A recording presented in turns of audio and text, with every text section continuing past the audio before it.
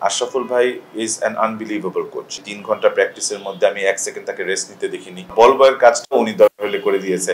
Back টানা থেকে শুরু করে সব। নূর হাসান সোহানের ভিতরে সব ধরনের ক্যালিবার আছে to become the national, to become a national asset, to become a national captain. গায়ানাতেও ওই নেতৃত্ব দিবে। রংপুরের সেন্সেশন যাকে আমরা মনে করি যে হিজ আ হোম বয়, সে আফগানিস্তানে খেলেন এবং আজমাতুল্লাহ ওমর জাই, তোমরা টাকা পয়সা আলাপও করার দরকার নেই, টাকা পয়সা আলাপ পরে করো, but I will come and play. Is the greatest asset that Bangladesh has ever produced. Obviously আমরা তার সাথে কন্ট্যাক্ট করবো যদি উনি ইন্টারেস্টেড থাকেন। রিয়াদ ভাইয়ের সাথে আমাদের স্পেসিফিক ভাবে এটা ডিটেলসে কোনো আলাপ আলোচনা হয়নি। এই ভুলটা রাখতে চাই না যে মাহমুদুল্লাহ রিয়াদ আমাদের জন্য সাইন করে ফেলেছে। Mahmudullah Riyad will always add an unbelievable value to any squad that we have. দেখেন Soumya is a great asset to any franchise league or the national team. Kamrul Islam রাব্বি আবার যাচ্ছে, সোহান আবার যাচ্ছে, সৌম্য সরকার আবার যাচ্ছে, কিন্তু ন্যাশনাল টিমের যেহেতু ওই সময় পাকিস্তান সিরিজ আছে এবং শ্রীলঙ্কা সিরিজ আছে, অবভিয়াসলি আমরা ন্যাশনাল টিমের প্লেয়ারদেরকে পাবো না। দেখেন Soumya is a great asset to any franchise league or the national team. So এখন অবভিয়াসলি ও এখন ন্যাশনাল টিম সার্কিটে আছে, ও ওয়ানডে খেলছে, টি-20 স্কোয়াডেও আছে, হয়তো ইনজুরির জন্য হয়তো ওর দেশে ফিরতে এসেছে। সো আমরা এখনো বলতে পারি না যে ন্যাশনাল টিমে ওর সুযোগ থাকবে না কিনা,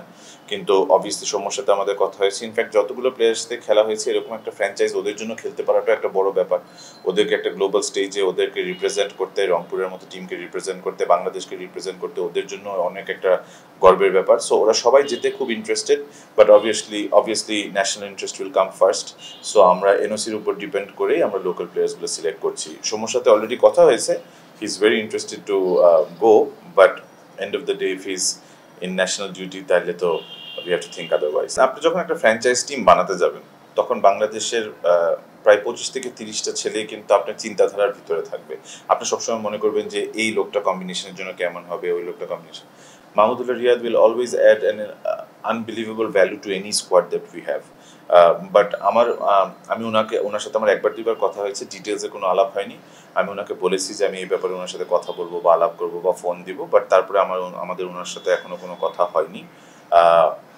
we are not very sure যে এখনো আমরা ওনার সাথে কথা বলবো না কিনা। সো আমি এই ভুলটা রাখতে চাই না যে মাহমুদুল্লাহ রিয়াদ আমাদের জন্য সাইন করে ফেলেছে। আমাদের চিন্তাধারায় আমরা যেটা বলেছি যে এনওসির উপর ডিপেন্ড করে, ন্যাশনাল ডিউটির উপর ডিপেন্ড করে আমরা অনেকের সাথেই কন্ট্যাক্ট করতে পারি, but no one in specific. এবং রিয়াদ ভাইয়ের সাথে আমাদের স্পেসিফিক ভাবে এটা ডিটেলসে কোনো আলাপ আলোচনা হয়নি। সাকিব যদি অ্যাভেলেবল থাকেন, যদি সুযোগ থাকে, জিএসএল এ তাকে আসলে রংপুরের স্পেসে চাইবে কি?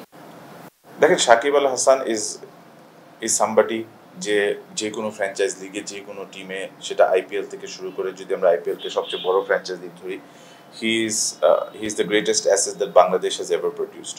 ওনার ক্রিকেটেও যে অবদান, সেটা আসলে বাংলাদেশ যদি স্বীকার না করে তাহলে এটা অন্যায় হবে।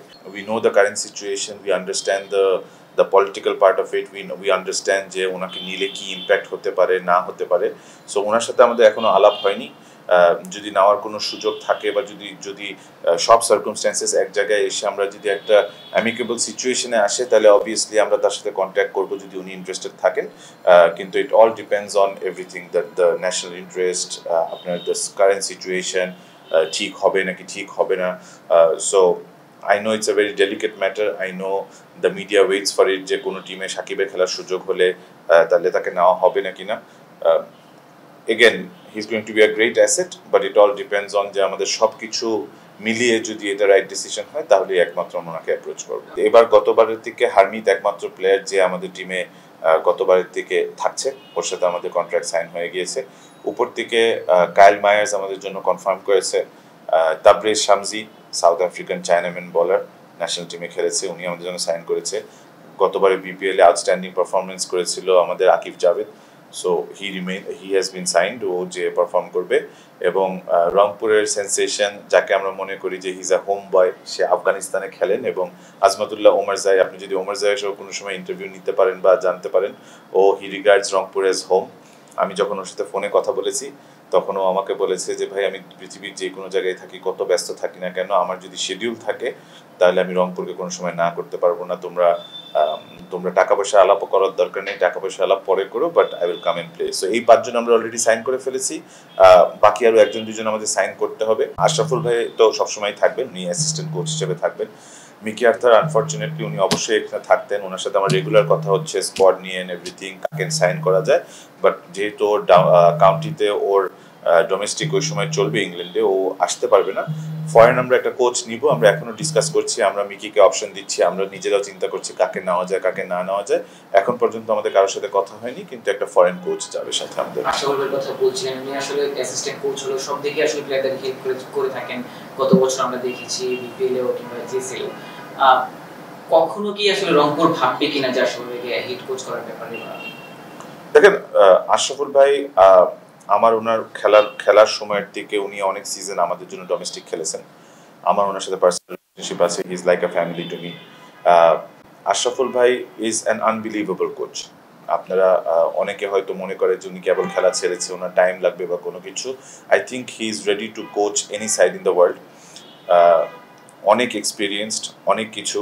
তার এফার্ট ইন গায়ানা এবং বিপিএল ওয়াজ আউটস্ট্যান্ডিং। আপনি যদি আমাকে বলেন যে বা আশরাফুল ভাইয়ের কন্ট্রিবিউশন লাস্ট ইয়ারের চ্যাম্পিয়নশিপে কত, আমি বলবো যে he has a huge contribution in the last years GSL success. সে 3 ঘন্টা প্র্যাকটিসের মধ্যে আমি 1 সেকেন্ড তাকে রেস্ট নিতে দেখিনি। সে তার নিজের ব্যাগ ক্যারি করেছে, সে তার সব করেছে, সে বোলিং করেছে, ব্যাটিং করেছে, ফিল্ডিং প্র্যাকটিস করিয়েছে। এমনকি আমরা সবাই মিলে এবং ওনার নেতৃত্বে বল বয়ের কাজটা উনি দরকার হলে করে দিয়েছে, ব্যাগ টানা থেকে শুরু করে সব। সো একটা কোচ এবং এত বড় মানের একটা প্লেয়ারকে যখন আপনি দেখবেন যে ওনার মেন্টালিটিটা এত বড়, তখন আপনার টিমের যে বাকি প্লেয়াররা আছে, আমরা যারা ম্যানেজমেন্ট আছি, তাদেরও সাহস এবং তাদেরও বিশ্বাসটা অনেক বেড়ে যায়। তো আশরাফুল ভাই, আপনি যদি খেয়াল করে দেখেন, আমাদের ধানমন্ডি স্পোর্টসের উনি হেড কোচ ছিলেন। ইনশাল্লাহ আমি দোয়া করি যে উনি খুব জলদি কোনো টিমের একটা হেড কোচ হয়ে যাবে, ইনশাল্লাহ আমাদেরও হবে।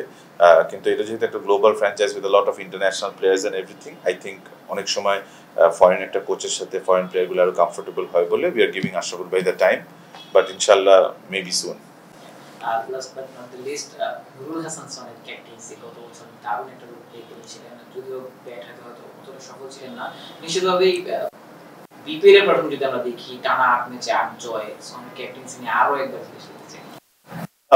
দেখেন, আপনি যদি রংপুর রাইডার্স এর কথা বলেন অথবা আমাদের ডোমেস্টিক সার্কিটের কথা বলেন, সোহান ইজ সামবডি যে ঘরের ফ্যামিলির মতো। বাট আজকে ও কিন্তু ঘরের ফ্যামিলির মতো বলে নিজেকে প্রমাণ করেছে তাই নয়, ও কিন্তু অ্যাজ এ ক্রিকেটার আমাদেরকে প্রমাণ করেছে। আমাদের ডোমেস্টিক সার্কিটেও আমাদেরকে অনেকবার চ্যাম্পিয়ন বানিয়েছে। রংপুরে হি has bin an outstanding captain. আমি মনে করি যে আমাদের টিমের ভিতরে যে এনভায়রনমেন্ট, ড্রেসিং রুমের ভিতরে যে এনভায়রনমেন্ট, সেটার জন্য অনেক বড় অবদান সোহানের আছে। আমাদের ম্যানেজমেন্টের বিশ্বাস যে মোর দেন দ্য ক্রিকেটিং ট্যালেন্ট, আপনার ভালো মানুষ অনেক ইম্পর্টেন্ট। আপনার ড্রেসিং রুম এনভায়রনমেন্ট কে ভালো মেনটেন করতে পারবে, প্লেয়ারদের সাথে কে ভালো কমিউনিকেট করতে পারবে। আমি মনে করি এখন বাংলাদেশে he is one of the best. ওর খেলা জেতার ডেডিকেশন, ওর 100% effort to win a match, সেটা আপনার একটা প্র্যাকটিস ম্যাচ হোক অথবা একটা ফাইনাল হোক, আমার কাছে মনে হয় ইজ আউটস্ট্যান্ডিং। নুরুল হাসান সোহানের ভিতরে সব ধরনের ক্যালিবার আছে to become a national asset, to become a national captain. এবং আমি মনে করি যে রংপুরের ওর উপরে এখনো ফুল আস্থা আছে এবং ইনশাল্লাহ এবারকার গায়ানাতেও ওই নেতৃত্ব দিবে।